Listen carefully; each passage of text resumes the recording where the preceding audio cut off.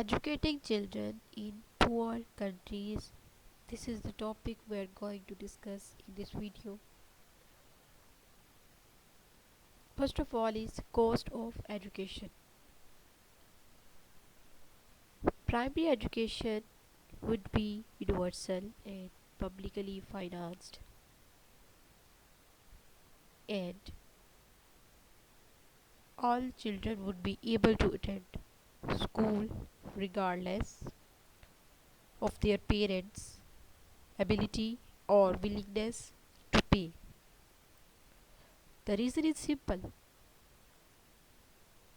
When any child fails to acquire the basic skills needed to function as a productive, responsible member of society as a whole, not to mention the individual child losses. The cost of educating children is far outweighed by the cost of not educating them. Adults who lack basic skills have greater difficulty finding well paying jobs and escaping poverty. Education for girls has particularly striking social benefits. Incomes are higher, and maternal and infant mortality rates are lower for educated women, who also have more personal freedom in making choices. Next is educational attainment in poor countries.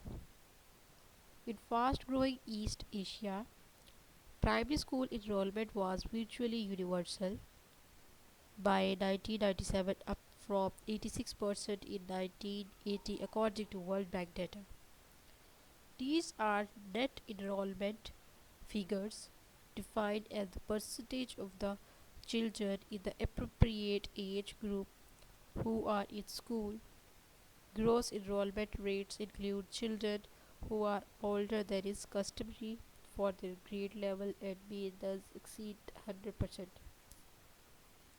South Asia lags far behind, with only 77% of children enrolled in 1997, but this represents a huge improvement from 1980, when net enrollment was only 64%.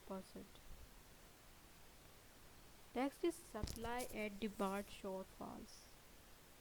Cost is one obvious reason why demand for education might be low, given that poor families must meet their essential needs,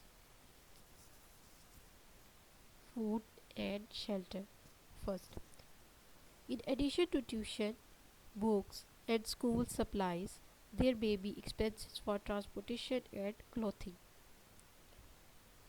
Some parents might be able to afford an education for their children if they could spread the cost over several years, but many poor people in low income countries do not have access to credit.